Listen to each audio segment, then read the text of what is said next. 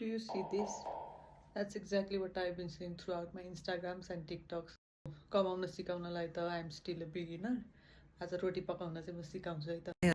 तेरेकै होइन, just variation of गिलो रोटी है गाइस. मैले चाहिँ कोदो आँटा र सुजीको पिठो लिएँ, त्यसमा ज्वानो अनि सबै मरमसला हालेर यसलाई एकछिन अलिक थिक कन्सिस्टेन्सी भइन्जेल पानीमा घोलेर चाहिँ अनि सबै लसुन प्याजको पत्ता धनियाँ र खुर्सानी हालेर मिक्स गरेँ. अब प्रोटिन डिस बनाउने हो भने चाहिँ पनिर पनि क्रस गरेर हाल्न मिल्यो.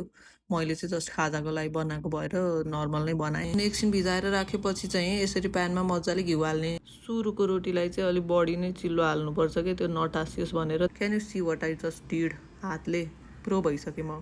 ब्याचलर पढिन्जेल पनि मलाई सुक्खा रोटी मात्रै राम्ररी बनाउन आउँथ्यो होइन, यो चाहिँ आउँथेन. यसरी दुईतिरै 2-4 पटक फर्काउँदै पकाउँदै गरेपछि एउटा चाहिँ पाक्यो.